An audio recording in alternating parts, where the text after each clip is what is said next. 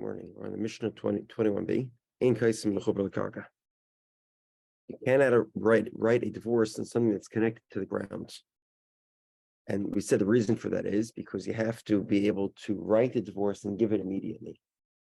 If you can't write it and give it, then there's the Torah invalidates such divorce. According to the majority opinion, according to Rabbi, it only needs to be signed. Mishul explained.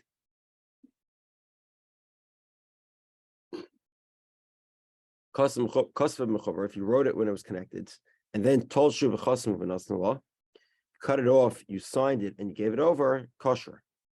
Rabbi Yehudah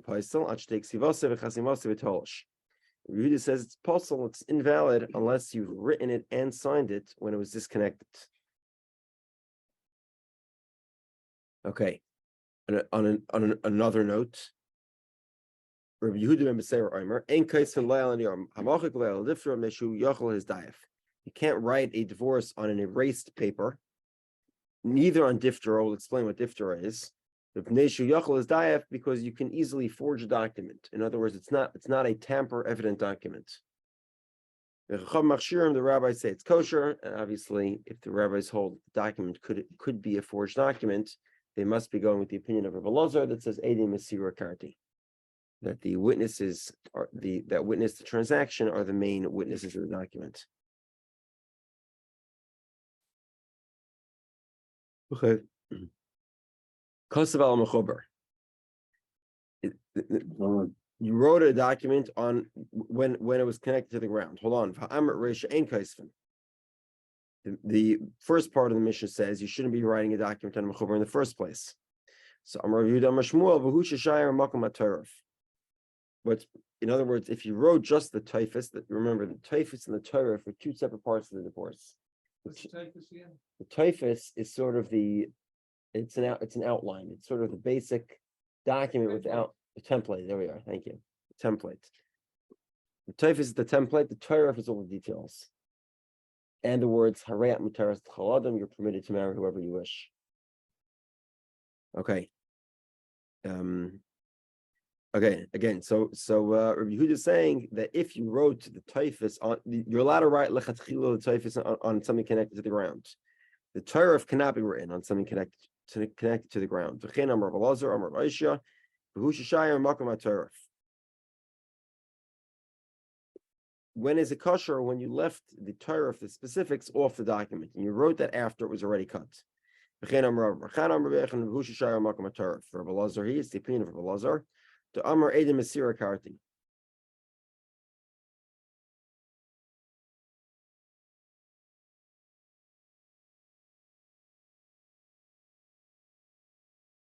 According to Rabbi Lazar, when the Torah says you write a divorce, it doesn't mean you sign it.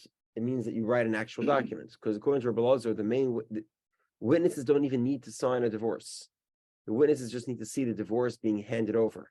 Technically speaking, according to Rabbi Lazar, you do not need witnesses on a divorce. And therefore, when the Torah says write a divorce, obviously means write the document. And because of that, it must be that if you wrote the specifics of the document when it was still connected to the ground, it would be invalid.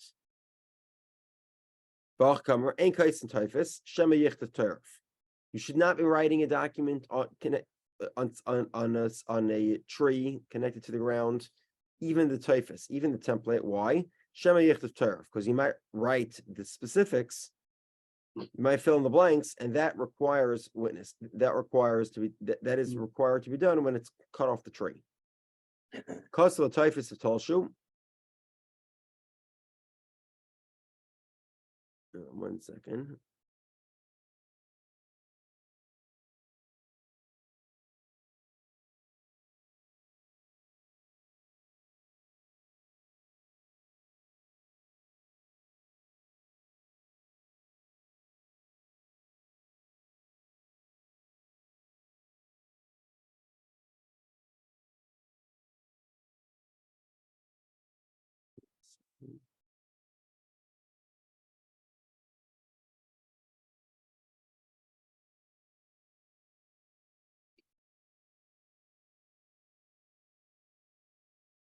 Okay, I'm sorry.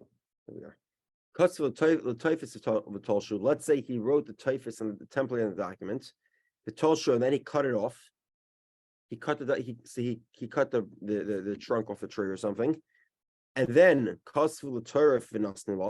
and then once it's removed from the tree or from the ground, so then he wrote the Torah, he wrote the specifics. So kosher, it's kosher. The document is kosher. Okay, so that's the first opinion. The first opinion says that the word of v'kasav requires you to write the document. There's no requirement to have signatures, because again, it's the opinion of Rabbi Lazar. And therefore, the document is the specifics of the document. Ideally, you shouldn't be writing the template either when it's connected to the ground.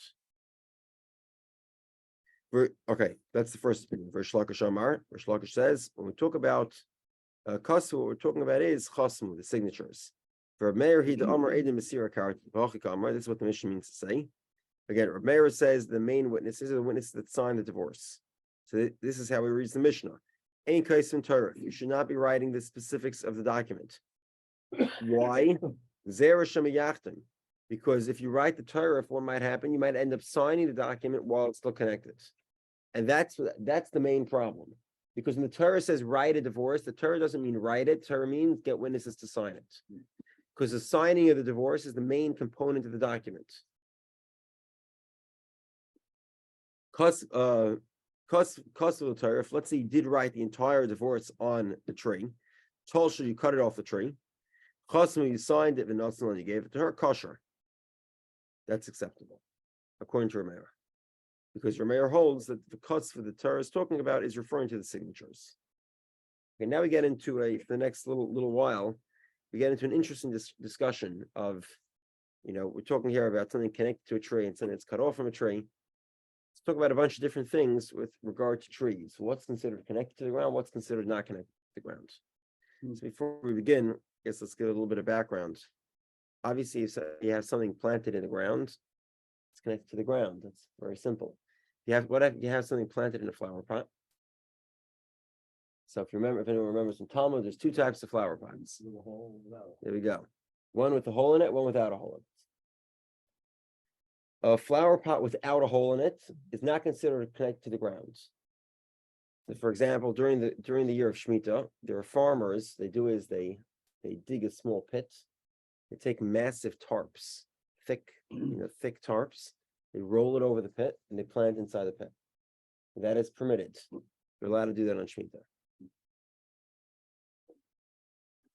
because there's no hole in it. You have to, obviously, they use tarps that are very thick, and they have to create drainage inside the tarp. So it has to be even thicker because the rocks are going to. Once it's a hole in, then it's not kosher. You won't be able to use it on Shemitah. So these very thick tarps, and they planted it on Shemitah. What if there's a hole in the pot? Then it's no good. It's connected to the grounds. It's interesting. This is true with anything that's sort of connected to the ground. So, for example, if you have a pot with a hole on top of a concrete floor, the consensus is that that's considered connected to the ground as well. So, for example, on Shemitah, you wouldn't be able to use it. Okay. What does it mean it's connected to the ground? There's another set of rules. If something is connected to the ground, then it has the kinyanim of something connected to the ground. What does that mean? If you want to acquire a field, you can there's different ways to do it. The most common way is to use kesef, to use money, buy the field with money. Alternatively, you can do chazaka. Chazaka sort of involves you doing an activity in the earth. So you can dig a hole, that would work. You can walk around the property, that also works. What happens if I want to acquire a flower pot? Let's say an empty one, an empty flower pot. So an empty flower pot is a metaltalin, it's a movable vessel, right? There's many different ways to do it. You can push it, you can pull it, you can lift it, you can buy it with money if you want. Obviously, that sort of goes into a separate debate between Yechon and Shlakish. We'll get to it in later Masechta, whether that would be the rice or Rabbanon. What about a full flower pot where you have a flower growing in the pot with a hole in it? Do we consider that? Well, the answer is we do consider it as connected to the ground. Therefore, if you want to acquire the flower pot, you have to do a kinyan that relates to property. on this flower pot. Okay. Now, of course, the question is, what about writing a divorce? We're third to bottom line of Chafal from Beis.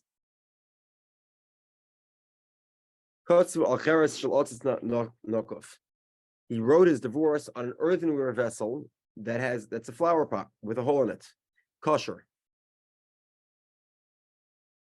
He can give her the flower pot. What about if he writes he writes his divorce on the leaf of a plant planted in a flower pot?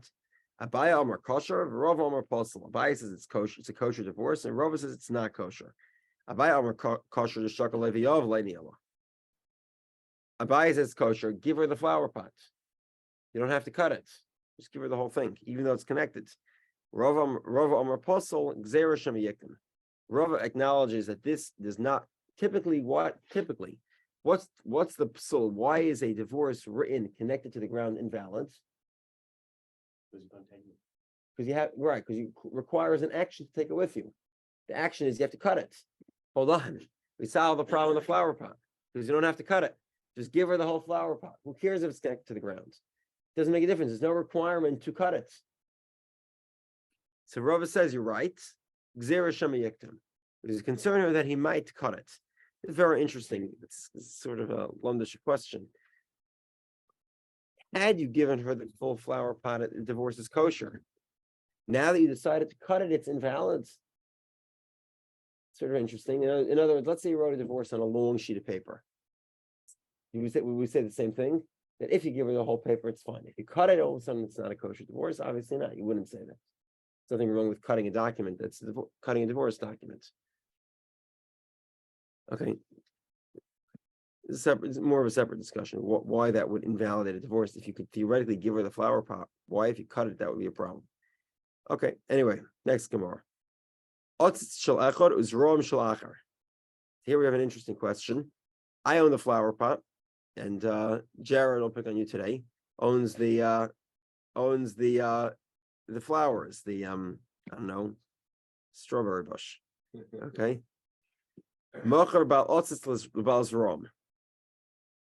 So me, the flower pot holder, sold the flower pot to Jared. So now what did I sell him? I sold him a movable item, a flower pot, right? Not considered property. So therefore, if Jared pushes the flower pot, he's kind of just like any Kenyan Mashiach. Pulls it, pushes it, lifts it, whatever. Let's say Jared wants to sell me the strawberry bush. The Kenyan here is property, and it requires chazaka. Okay, how would I do this? Sort of, I would plow into the flower pot, maybe, right? Or I would trim the strawberry bush. That would be a Kenyan. Okay, and that's because we're treating the flowers in the strawberry bush in the flower pot as if it were property. Next scenario. I own the flower pot, and I also own the flowers. And again, this is a flower pot with a hole in it. And I sold it to Steve. If Steve acquires the flowers, then he acquires the pot. I sold him two things. I sold him a flower pot, right? Probably one of those ornate ones, not the black plastic ones that everything in Home Depot is in. So I sold him some fancy flower pot with a strawberry bush inside. If he acquires the strawberry bush, he acquires the pot. Why is this? This is what we learned. It's like we mentioned numerous times in the Talmudical lien title scheme, right? We talk about debt that was written down in a document. We consider all such debt to be secure debt. What does secure debt mean? There's a lien. In effect, the property is responsible for returning the loan, right? And if you remember, today is Wednesday. I think Monday we learned that, as a matter of fact, secure debt is even called a sale.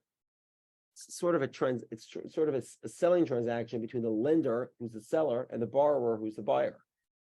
He effectively buys the property in some way. even though it's actually a loan, so you can't obviously collect the property initially, but it's considered sort of a sale of the property. Now, that's why we call property nechasim sheyesh lahen achrayas.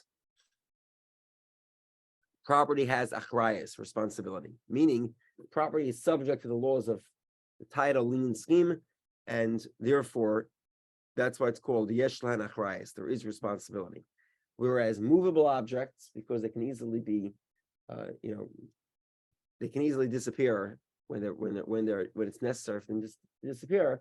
They're called ein lahen achrayas, because ultimately the primary responsibility of a loan is property, because it can't be moved, which is not dissimilar from the system that we use today, where obviously secured debt is always easier to be held on a non-movable item, real estate. Even a car, even though it's more difficult to move, which is why you can put a lien on a car, it's still pretty easy to move. Okay.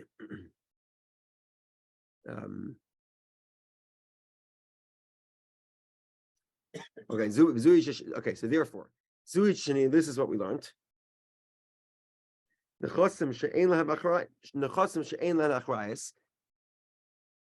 Assets that don't have responsibility, i.e., movable items, they're acquired together with property. Meaning, if I own a field and I sell it to Jules acquires not just the field, but he also acquires any assets that I put in the field. I believe we'll get to it later in Gittin. Maybe we saw it already. Not only that, it's in Kedushin. That's what it's at. Kinyan Agav. It's in Kedushin, the next Masechta. Now that there's an opinion that says that if I sell you property, with that property I can sell you movable objects regardless of where they are. So I could sell you my property in Sherwood, together with all my assets in my house in Portland. Not the house, just the assets inside the house. Called Kinyan Agav. This is how Kinyan Agav works. Okay. So therefore, if Steve acquires the strawberry bush in the pot, he also acquires the pot. That's the movable object, the pot, together with a non-movable object, which is the strawberries in a whole flower pot. Because if Sharp was like, okay, let's say Steve just tries to acquire the flower pot. How does he do that? He wants to engrave a design in the flower pot. So he doesn't actually move it. He does an active kinyan in the flower pot itself. He sort of works on an engraving something. Look, was from. He acquires neither the flower pot nor the strawberry bush, because the flower pot is considered secondary to the strawberry bush, and therefore he acquires neither. Next discussion, talking about the whole flower pot. Nikvay ba'aretz v'noifei b'chutz la'aretz. The whole of the flower pot is inside of Israel, and the strawberry bush is outside of Israel. Presumably here the flower pot is literally on the border. Less than a quarter of the way down the page. First one line is nikvay ba'aretz v'noifei b'chutz la'aretz. So you have the whole inside of Israel. The flowers are leaning over the flower pot into chutz la'aretz. Outside of Israel. Abaya says, we go by where the hole is, and therefore it's considered having grown in Israel, and it's obligated in the taking of Trumas and Maasros, tithes. Okay, Rava says no, and we go based on where the plant is growing. If it's leaning over the flower pot and growing outside of Israel, we say it's outside of Israel. Okay.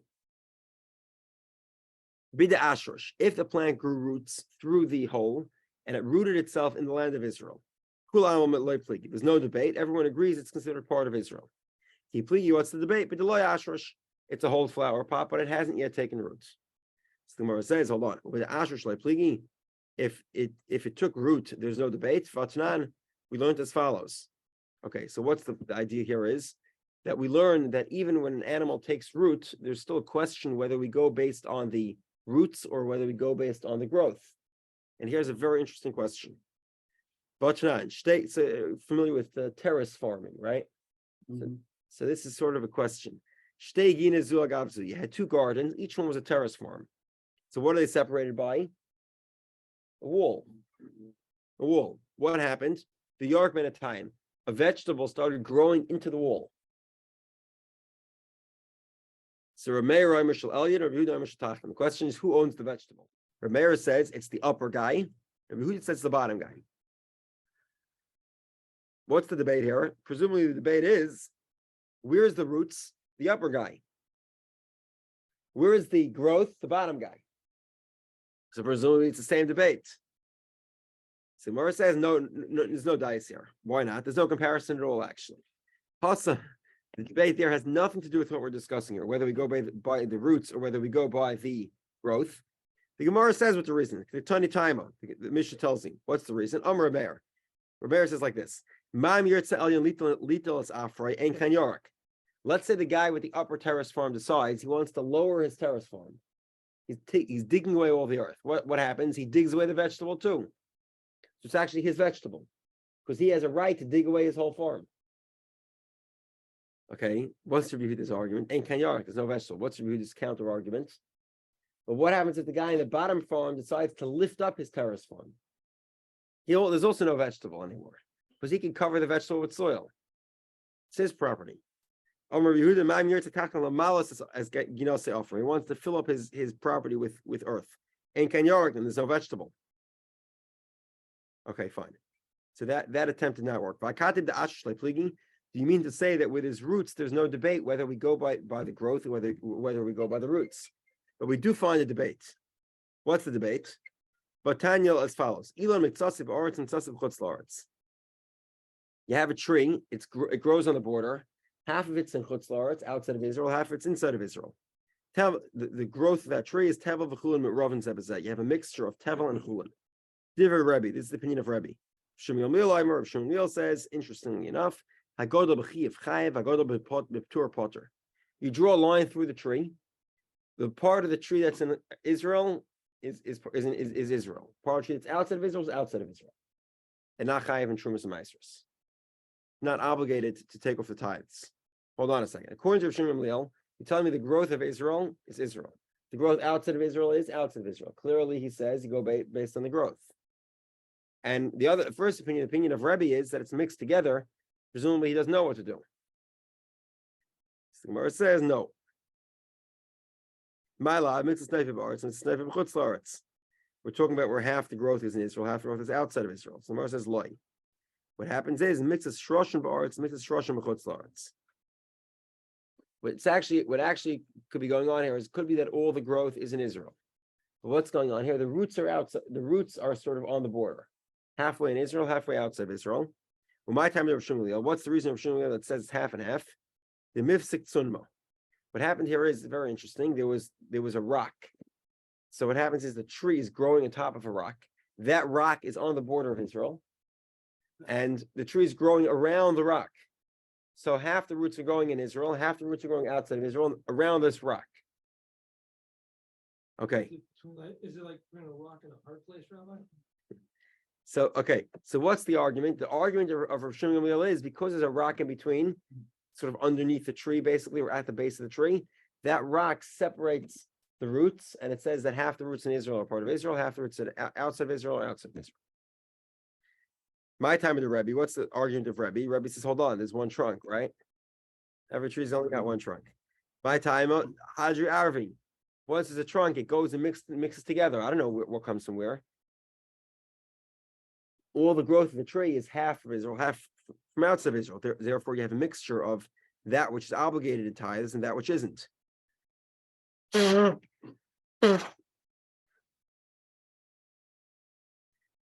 So, Micah Mifki, what's the debate?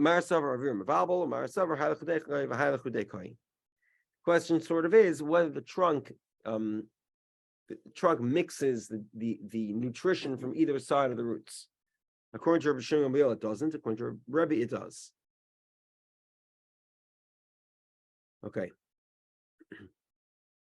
So to summarize, we have a debate between Rova and Abaya whether we go based on the roots or the growth with a flower pot with a hole in it. And it has nothing to do with this debate of Rebbe and Shimon Gamliel with regard to a tree that that is growing on the border, because that tree is growing in a unique environment where sort of it's growing around a rock that's at the border of Israel. The question is whether the trunk rearranges the nutrition or not. If it does, then if it rearranges the nutrition, the tree is growing both items of Israel and items of outside of Israel. And if it doesn't, then each half of the tree is growing the items that are in Israel or outside of Israel.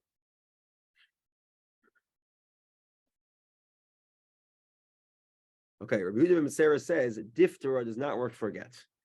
So a little bit of a lesson on writing, and maybe Gary will have some videos for us again today. So Gary, if you're listening, listen closely. Maybe you'll help us out here.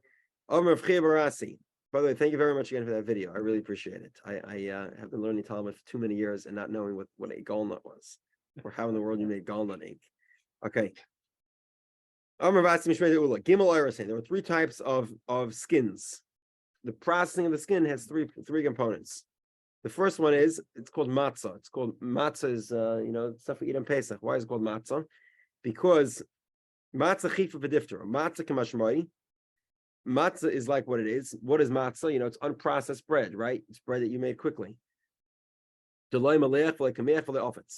did not have salt, it did not have flour, and it did not have afotzim, gallnuts. And therefore, it was sort of very, very unprocessed. Why is this relevant? Like it's Shabbos. If somebody took this out on Shabbos, what's it used for? In other words, what's the measurement? What's the use of it? So what happened was they used to use lead weights, which is fairly until recently fairly common. And the lead weights, they didn't want them to get scratched or to get corroded or anything or rubbed out. Then obviously they wouldn't be accurate anymore. So what would they do? They would store them in this sort of raw material, raw leather. So that's how much do you need? The smallest weight, the amount of skin it takes to cover the smallest weight, that's the shear, the minimum requirement to violate the law of Eitzah on Shabbos. If you carry this from one domain to another domain, this is how much it would take to violate the law. The next level is called chifa, which is the maliach v'lo kamiach v'lo almens. It's salted, but you didn't put on flour, you didn't put on alfons and gallnuts. So what was it used for? Like Shabbos, for the rules of Shabbos, for kama shiurei, and what's the shir? Tanan or kedelas kameo. This is leather. It's the amount of leather it takes to cover an amulet. In modern times, obviously, it's not something that's commonly done, but in ancient times, not even ancient, until also a couple hundred years ago, people wearing amulets was fairly common. There were detailed, the Kabbalists will detail you how to write one. Anyway, they were covered with skin cloths. These already were processed skins. The amount of skins it takes to cover an amulet, that's the minimum requirement to violate the laws of Shabbos. The final level is diphthera. Diphthera is the item mentioned in our Mishnah. And what is it? The maliach, the kamiach, v'lo alfetz. It's salted and you put flour on it, but there's no gallnuts on it. And once you put the gallnuts on, that's when it turns into what's called cloth. It's no longer leather, it's cloth. Cloth is parchment that's used for writing.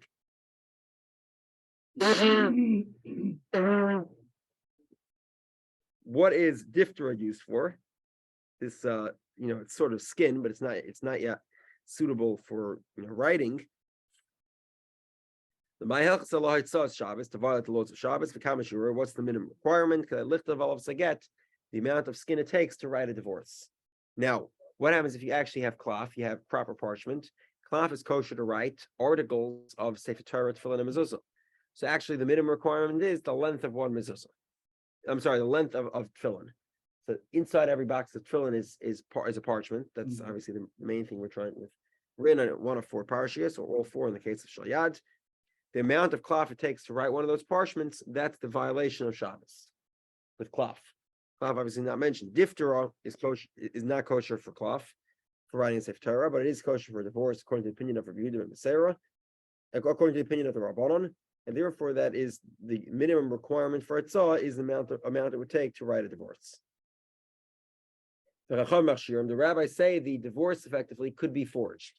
It could be made of a non-tamper evident material, a material that if it was tampered with, you would know. You would not know. Man Chacham, who's the opinion of the rabbis? In other words, you're allowing a potentially forged item. Why are you doing that? Man Chacham, who is this? Rabbi Eliezer. Gotta be famous Rabbi Eliezer. I'm sorry, Rabbi Eliezer. The Amar Edim Masira Karti. Rabbi Eliezer is the one who says that the main witnesses of a divorce are the witnesses that see the transaction. We're now on top of Chav Beis in the base, 22b. Okay, but as we mentioned before, Amar Rabbi Eliezer says, Lehechsha Rabbi Eliezer El Alter. Rabbi Eliezer says this is only true if a divorce was written and immediately transacted. So you wrote a divorce on diphthera, which is a tamper non-evident substance, right? You would not know if this document was messed with, and you gave it immediately. That's kosher. Why? Because you didn't have any time to tamper with it. However, but if you waited 10 days to give the document, no. Why not? We're concerned that maybe it was tampered with. Actually, the divorce was given on a condition. Guy wanted this guy's one of these recalcitrant husbands, didn't want to divorce his wife, wants $10,000 in the divorce, and we're concerned maybe she forged the document, and therefore we can't rely on this document anymore. Rabbi Yochanan says, even if the divorce wasn't given immediately. Hold